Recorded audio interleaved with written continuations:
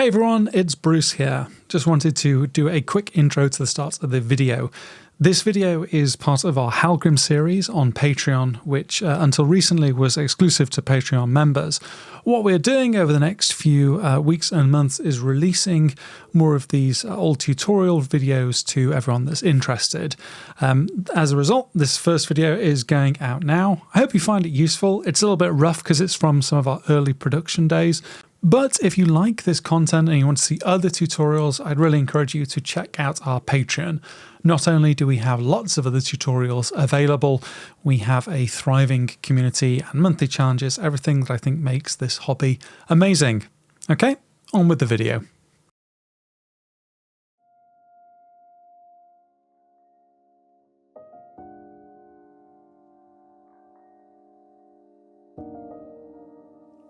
Welcome to Get Good.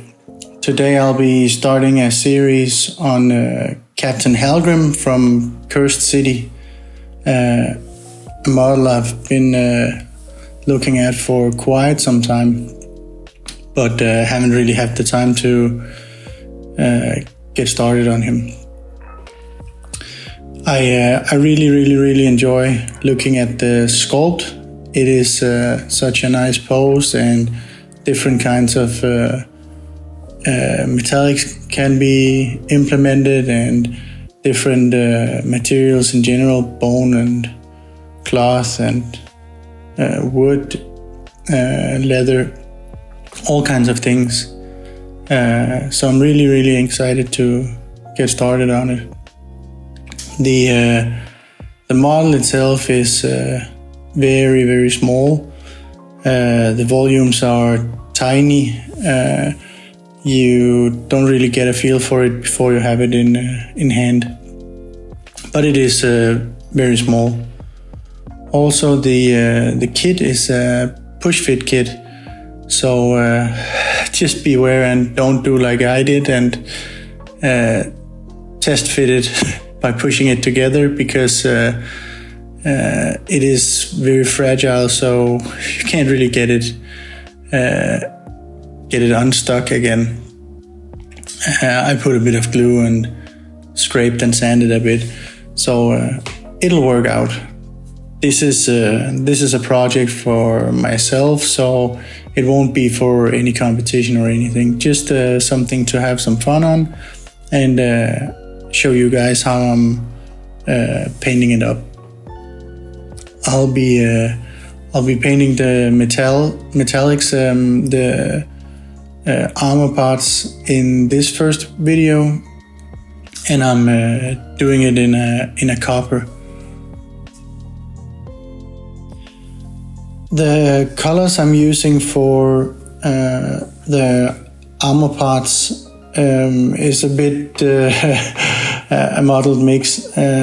It is both Chimera and Citadel and two thin coats, and yeah, so it's really a mix. None of the colors are like mandatory, so you can use your own and just adapt the recipe a bit. Especially since this recipe is something where I need to mix quite a lot, so it's kind of hard to like say exactly the ratios of the paint involved. But I'll talk a little bit about why I'm doing the mixing and what tones. I've chosen to use Rhinox hide as the base color for all of the armor, because I'm doing it in a copper. That means the copper is kind of a pinkish metal. So from Rhinox hide, I'm actually going into two thin coats Cuirass leather, which is almost like a Rhinox hide, but a little bit redder. I probably could have just base coated everything in the Cuirass leather, but I wasn't too sure about exactly how different they were. So I didn't. The two thin coats, Cuirass leather, turns it a bit more reddish, when I apply that, and I apply it over most of the armor panels. I'm using 2 thin coats boar hide as the next one. It's a very red brown color, I guess almost like a Doombull brown. I just wanted to try this one out to see how it would work in a recipe. Then I'm using Sunny Skin Tone, and the jump between the boar hide and the Sunny Skin Tone from Vallejo is huge. So what I'm doing is I'm taking some of the boar hide and mixing Sunny Skin Tone in it, and then I'm taking from that mix and mixing more Sunny Skin Tone in it. So I have like 2 steps in between before I go to the Sunny Skin Tone. I'm using a bit of orange from Chimera, not very much, but just a tiny bit to turn it a bit more orange from the pinkish tone. It's not very noticeable, but it just has a hint of it. Otherwise it turns extremely pink. I'm also using ice yellow, not very much, very sparingly. Just a few dots towards the end to show the maximum light reflections. Then I'm actually doing another mix or progression, I guess. I'm using from the boar hide a bit, and then quite a lot of the Chimera orange to make like kind of a rust color or something like that. It still gets a bit like a salmon color because I mix in some Sunny Skin Tone. You can see it on the palette cam that I've mixed the colors up. And I have another puddle with even more Sunny Skin Tone and a tiny puddle with even a bit more Sunny Skin Tone.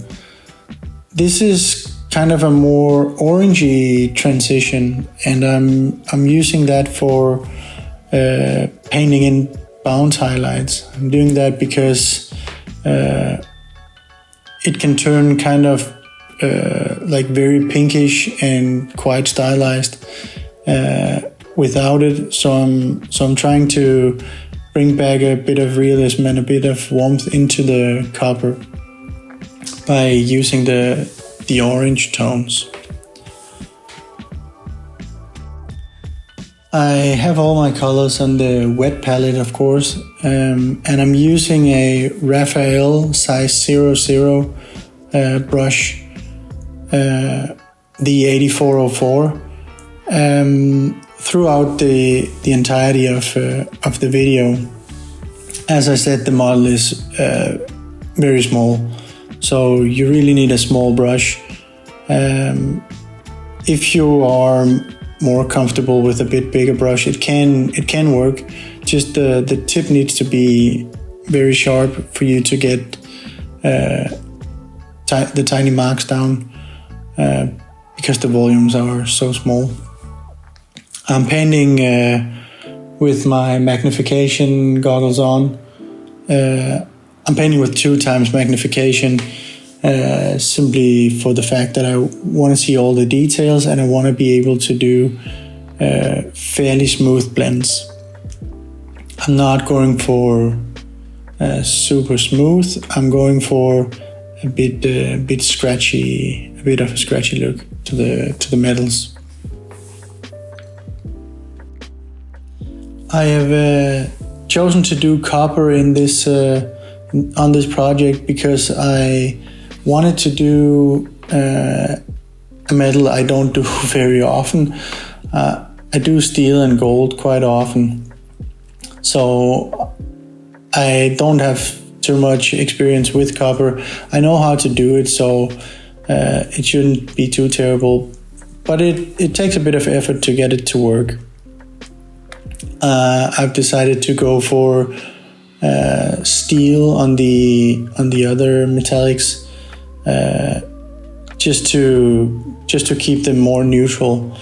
I'll be weathering both the steel and the copper. I'm planning to do the fabrics in a dark, desaturated, almost like a teal color, and then of course he has some leather elements.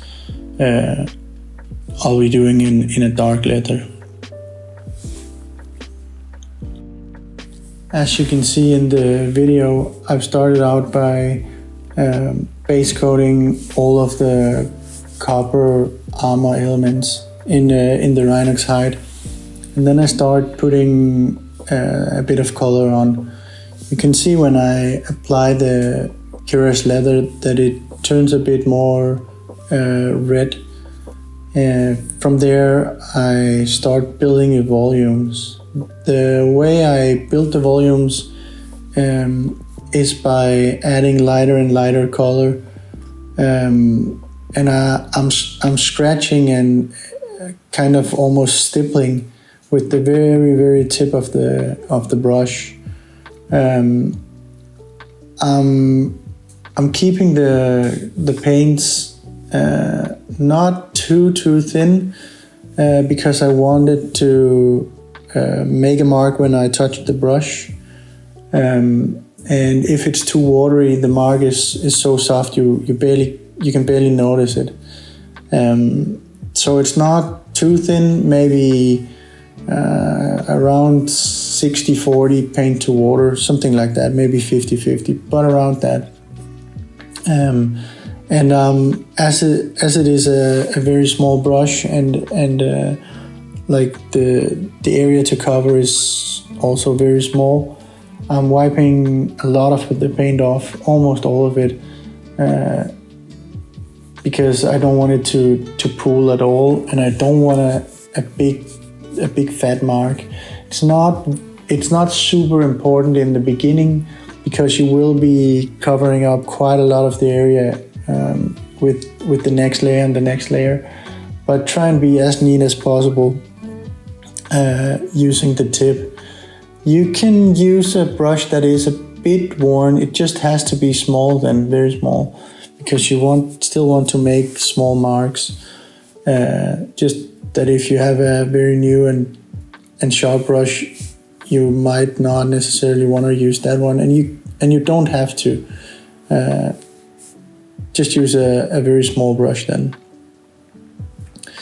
When I'm building highlights on top, I'm going kind of back and forth between the colors a tiny bit, because I want to build the transitions as soft as possible while still leaving a mark. So I'm constantly looking if the mark is too stark against the background color. I'll be going back over it again. It is kind of slow, the process, but the good thing is you don't change the look a ton, so you can kind of adjust as you go, as long as you don't make too big of a jump in value. I start by painting in the pinkish reflections. I'm painting those on the left side of the model because I'm doing a top left lighting on it, which means the left side will be the side that is catching the most of the direct light, and that will be the bright pinkish side. And then I'll have the right side as the bit more orangey side. And I'll do the bounce lights in orange too. Not a lot of space to get a bounce light into, but I'll do my best to try and get some in there to really sell the effect. It's kind of important that you have the high contrast in value for it to look metallic. How to do it is to have the center of the armor be kind of like the dividing line, so that is catching the most of the light. that means you will have very dark just besides the very bright, selling the effect of something that is shining. Don't want it to look super polished, but I don't want it to have no shine at all. So I am pushing the contrast quite high, all the way up to the ice yellow. Only tiny amounts, but still it is there. I'll go back over all the reflections and all the highlights afterwards, just to make sure that it works out how I want it to, because it's not that easy to paint under a lamp and a camera. So I will have to go back over it, but because it's so tiny, it is a bit harder than normal. But you can easily get the idea of how it's intended to look. When I'm blending and stippling, I'm trying to take the brush when I'm taking it from the palette and wiping it off. I kind of want the first dot or scratch to be right where I want the most light to be. Then I make the next dots, scratches going outwards because it deposits the paint, so it will have less and less and less paint, meaning that the marks will be softer and softer, going outwards into the other layers, the darker layers. It's kind of my way of blending this when I'm doing scratchy, stipple, blendy technique. Normally I would be dragging from like the darker area into the light because you want the pigments to deposit mostly there. So you're kind of dragging towards the light. But when I'm doing more of a scribbly, stipply kind of blending, I tend to use the most of the paint in the brightest area, so kind of dotting in exactly where I want the most light, and then kind of blending it or feathering it out. It's just my way of doing it. You can of course do it however you find the easiest, but this is how I found it to work out for me, at least. When I'm going through the transition, the first couple of colors up to the bore height doesn't really show any metallic look. You can see where I'm starting to build up a highlight or highlights, but it's not like it's very shiny looking. That won't come before I go into the more pinkish tones of the mixes, when I put sunny skin tone into the bore height. It is a bit slow to reveal itself, which is pretty usual for non-metallic metal, I think. It can look a bit weird and like it's not really doing what you want it to do for quite some time, and then suddenly towards the final few highlights and the very bright colors, it kind of everything comes together and you can see the metallic effect, because you need so much contrast for it to work. It's just it is a bit slow coming, but you will have to trust the process and keep on building the highlights all the way through the transition. It will come together in the end. When I get to the bore height color on the main reflections, I sketch in quickly the bounce reflections also in that color, because I'll be building on top of that anyways. I'm sketching them in just to get a feeling of where they should be and if I feel like it looks okay. And then I go back and keep on going on the main reflections, because I want to build them first. I want to build them first because I can see from the brightness of those if I need to change something with the bounce reflections, because they kind of need to be a bit darker. Not only are they shifted orangey in tone, they are also a bit darker because it is the bounced light or a secondary reflection, not from the main light. And I want the main light to be the brightest, to keep interest and focus there, and it shows the clear light direction too. So I'll just have them sketched in, and then I'll work on the main reflections and get that finished before I go back and work more. I'll be keeping the chest and the head as the brightest parts of the model, just to keep focus and have a focal point there. And